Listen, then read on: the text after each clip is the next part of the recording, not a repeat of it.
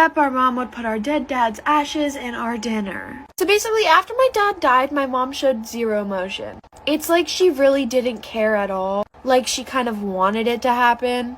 His death was like an unsolved case, and nobody knows how he actually died.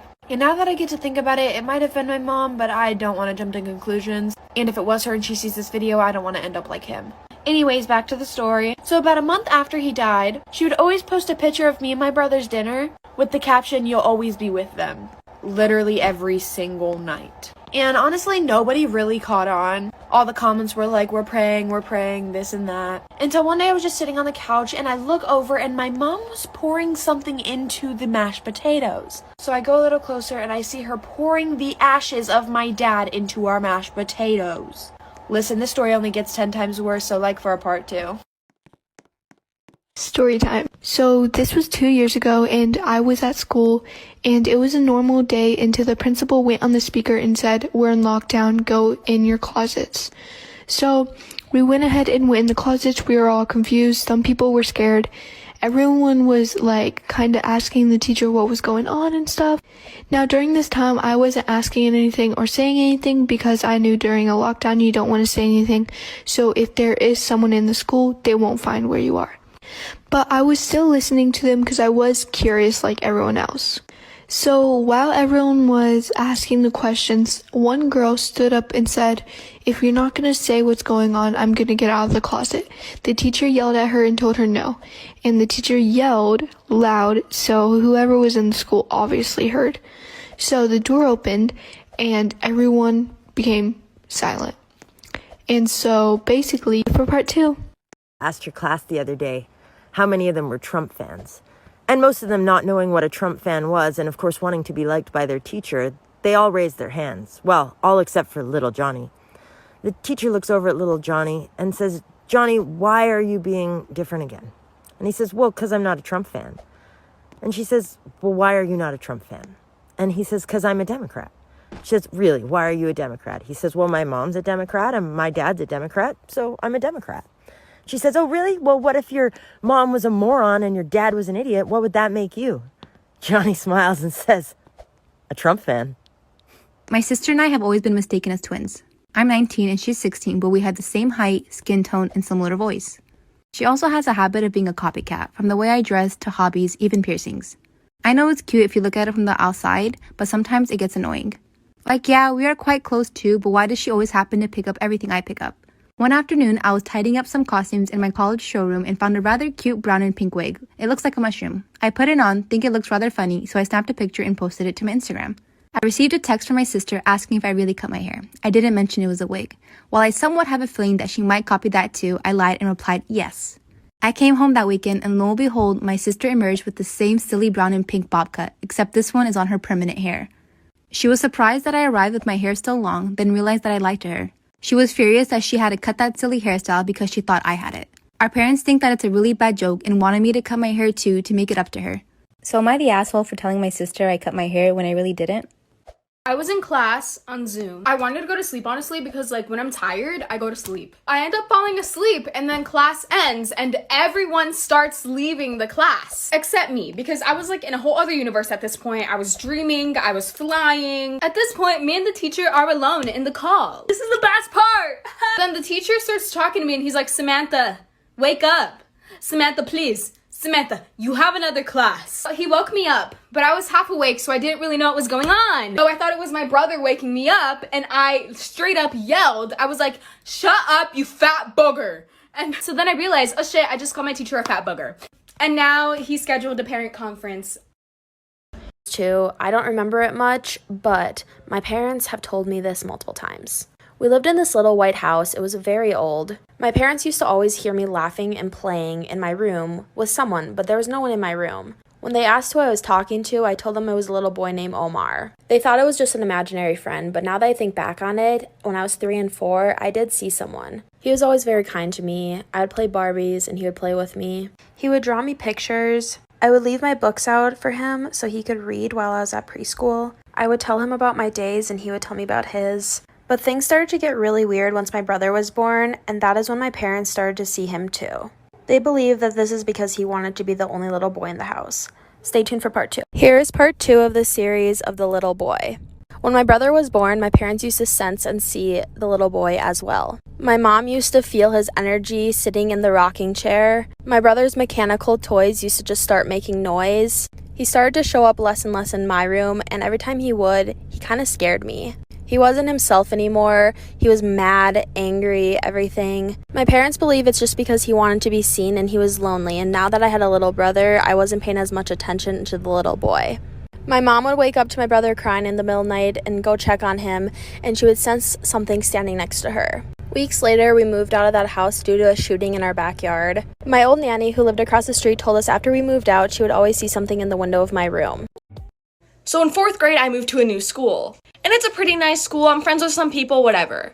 Well, we have a substitute coming on a Friday. And on Fridays, everybody gets popcorn at our school. So we're all in class eating our popcorn when the substitute comes up to this girl we'll call Taylor. So the substitute kind of just stands over her and watches her eat her popcorn. And then she goes, "You shouldn't eat that, you're a pig." And dude, she started crying. So she gets up to the front of the classroom and she's like talking about how much we should be eating, practically body shaming a bunch of 4th graders. And she keeps going up to this girl Taylor and just freaking like calling her a pig, calling her nasty, like literally coming for her. And then I think she dropped some on the floor and like, dude, the teacher went off on her. Eventually she got so mad she grabbed a desk and flipped it over. So Taylor was obviously crying for the rest of the day because this teacher was literally body shaming her. So the following Monday when the teacher comes back, we all tell her what happened. And that sub got fired like that. My super embarrassing school story time. So when I was in 8th grade, I was obsessed with slime, squishies, Orbeez, and I would make crafts all the time. Anyway, I decided to make my own stress ball. And it was like a balloon and then pancake mix. So anyway, the next day I brought it to school and I was so excited because I had my own stress ball. I must have been really stressed that day because I popped it. Pancake mix flew everywhere, all over my classmates. And my crush was in that class. I was so lucky, the bell rang and I skirted out of that classroom. I didn't even clean it up. Okay guys, did you like the story time? I have 3 more, but they're mine. Yes, I said it, they're my stories, but I'm not gonna use this voice. I'm gonna use my own. Okay, so here we go. Story time on, I don't even know what it should be called. So, by the way, this is not on TikTok, this is only on YouTube, so you can't look this up on YouTube because this is not, on TikTok, because this is not a thing on TikTok. So, when I was little, I loved sleeping in my mom's bed. I don't know why, I just did. Don't question me, I just loved sleeping in her bed when I was little. And all the time this happens, it's just like all the time. So, my mom studied when I was little, and she's really good at it now. She's like just really good at studying now. She studied when I was little. So since she was studying when I was little, she let me sleep in her bed and close the door. And just went downstairs to go and study. So she does that, but I always hear banging on the door. Not downstairs in the room, and I don't know, it's not my cat. My cat would be lighter.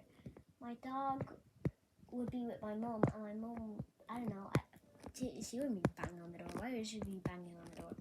But sometimes when I was little, I stayed up late just because, I don't know, I just did.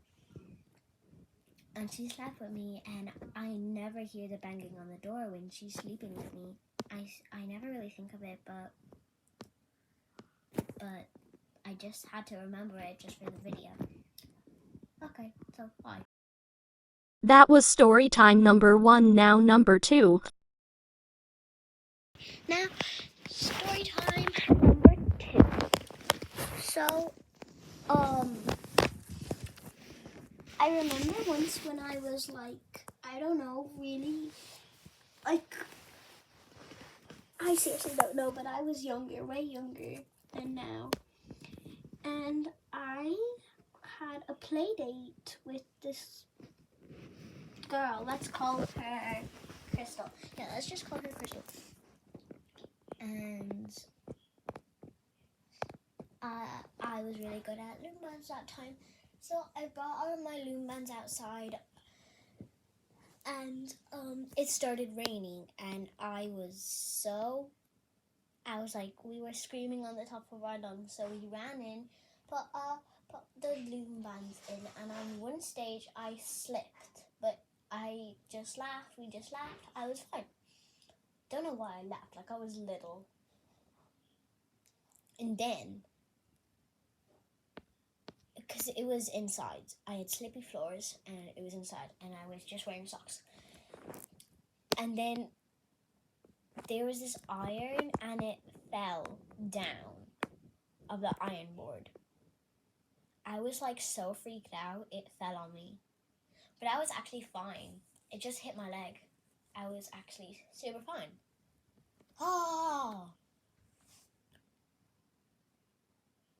And then Crystal was just like, oh my god, are you okay? I was like, yeah, I'm fine. But it did not hurt. Wow. Okay, story time number 2. I don't know why I did this. Story time number 3. So, when I was little, and I am still not a fan of guns. So when I was little, I was not a fan of toy guns at all, and I still am not. At all. But the thing is, we were on holiday, and there was this shop, and it had a toy gun in it for boys. But I thought it was cool. I don't know why. I just thought it was cool, and I bought it. But then we were on the way back from our holiday, and I had it in my luggage, and I told the person there that I have a toy gun in my bag, but it's just a toy. The lady was like, I know it's not real, but you're not allowed to bring it. My heart melted. I spended so much on it, and I had to leave it. So I didn't know what they were doing. They were looking for it, and the security were looking for it, and I just stood there like, what did I do? Oh my god, what did I do? I was little. I don't even know where that gun is. I think I still have it. I don't know. But the thing is, when I got home, I actually still had it. They couldn't find it, and my mom couldn't find it either. She was trying to help, but she couldn't find it. I went home with it, and I was happy. Never buy a toy gun and bring it home with you on holiday. Mine wasn't like a sheriff thingy-majiggy, like, you know, the sheriff toys that kids like, with like a sheriff wooden thing. Oh, mine was like that. Don't even bring that, like, dude. Okay, these ones aren't my stories, but here. Story time about how my fiance cheated on me with my niece who's 18 years old. Disclaimer, this is not my story time. I was sending me on Instagram. My fiance and I have been together a total of 3 years. We got engaged exactly 1 year ago. When we first met, he was totally obsessed with me. He begged me to go out on dates with him, but I never said yes. We met through friends, and my friends ended up giving him my address. So this man would send me gifts every single week. It started out with flowers, then he would send me champagne, then he started sending me designer bags. When I told my parents all of this, they were really impressed by his wealth. And ultimately, they convinced me to call him and thank him for the gifts. And when I did that, he begged me to go on a date with him. I was scared of being impolite, so I said yes. But looking back, I should have listened to my instinct and not gone on the date. We went on a total of 3 dates. And after that, he started talking about marriage. I told him it was way too soon and that I didn't even know if I had feelings for him. But of course, he insisted for months. My parents really pressured me into saying yes to being his girlfriend, so I did. After 6 months, I was finally starting to feel something for him. Here are a few reasons why I never really liked him. He was rude to all of the waiters and servers at restaurants. He talked bad about his mom and his friends to me all the time. And he would constantly talk down to other women. But like I said, finally, I was starting to like him a little bit. He asked me to marry him and everything was fine. Up until he met my 17-year-old niece. He started buying her designer bags and cell phones. Part 2 is up.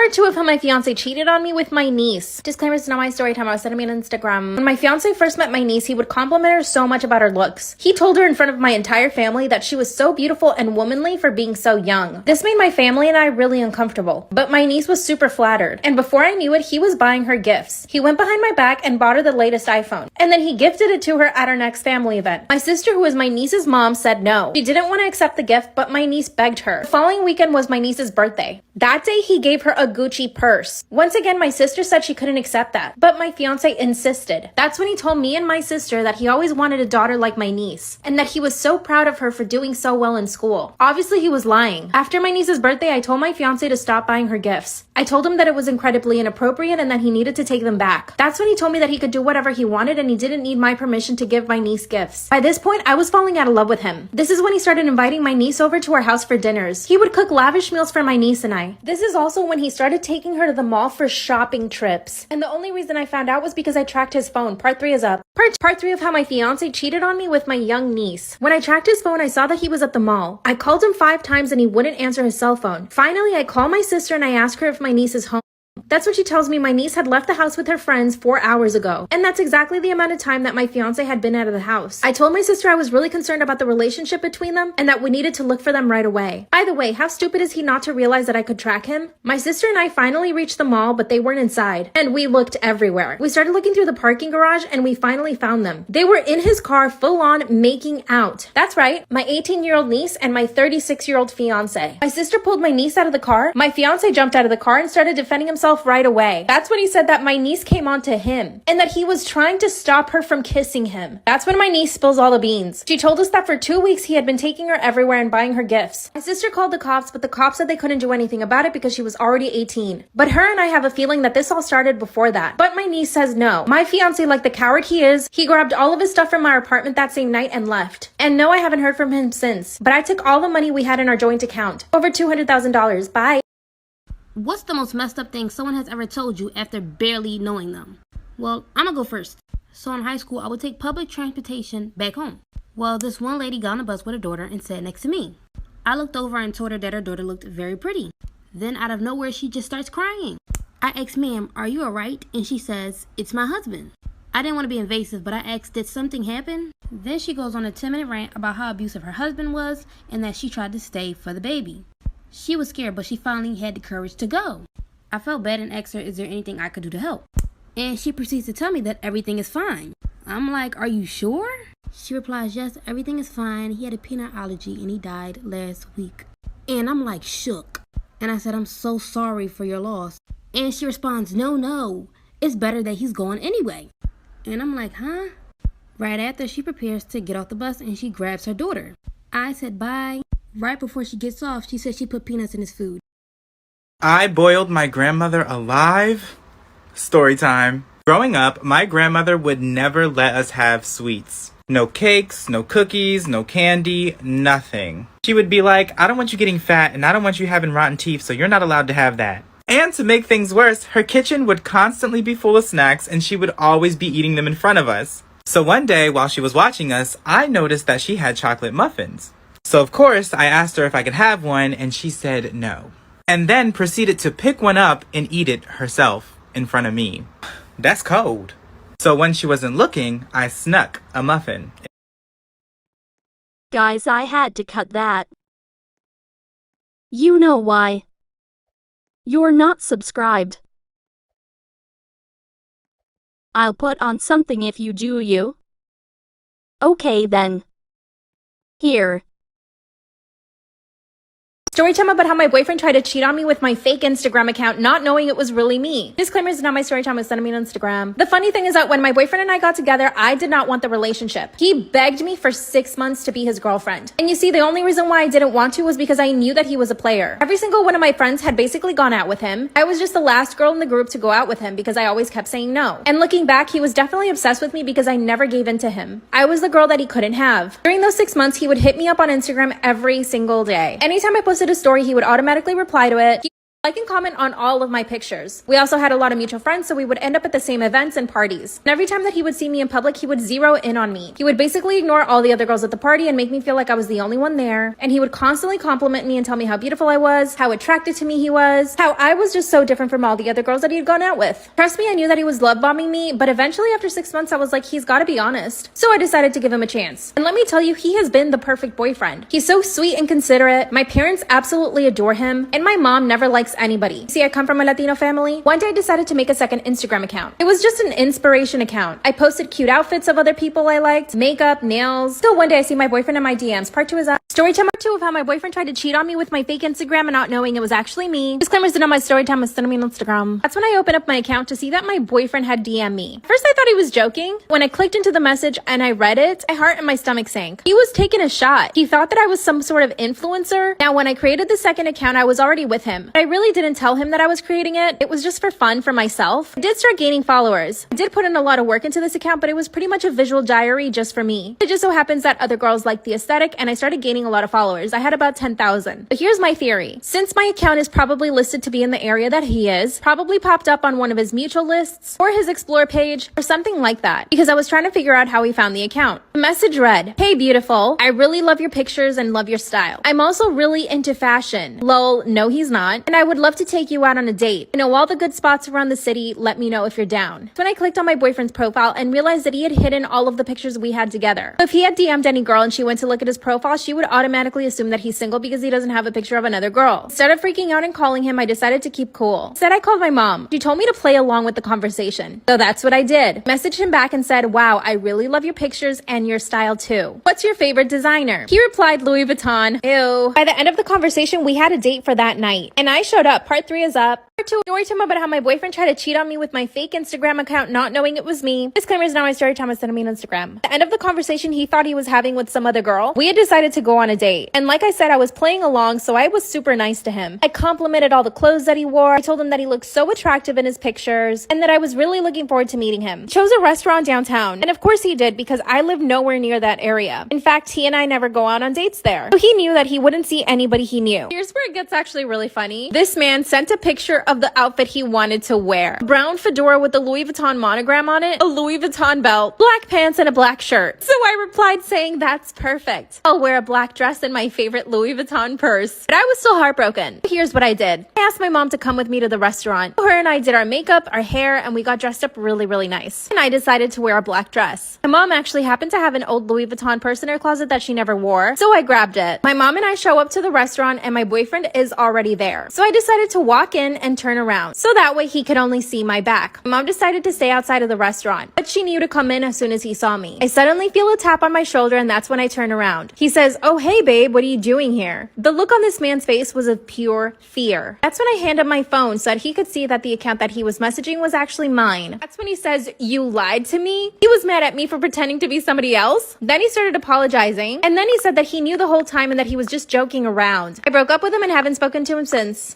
Am I wrong for not paying for my daughter's prom outfit? I, 36 female, have 4 beautiful kids, 2 daughters, 17 and 2, and 2 sons, 20 and 14. Growing up, I didn't have any fun birthday parties and I didn't get to go to prom or any of that since I was pregnant at a young age. I was very happy to see my 20-year-old go to prom and give my kids parties. My 17-year-old has prom this year. Last year, because of my baby girl, I couldn't give her a sweet 16. She didn't want one, but I did push it until she started doing more planning and we sadly had to cancel before it could happen since we just couldn't afford it. She said she was fine with it and that was all. Here's our issue. Her prom is at the end of the month. Also, this month is my baby's birthday. Her cake costs around $200. She has 3 outfits getting handmade, personal planner and decorations, etc. So with this going on, we can't pay for my daughter's prom dress and all that. My son had a job, so he paid for his own. My daughter has yet to get a job because her therapist claims she can't handle one due to her mental conditions. Yesterday she came to me and said since it was spring break, we should go start looking for prom dresses since we've been putting it off. I told her that I thought she knew we wouldn't be able to get her prom stuff, and she'd have to do that herself by getting a job. She asked me how I expected her to get a job and the money for her stuff, and told her that that was her problem and she was almost a graduate and needed to figure that. Okay, that was too long.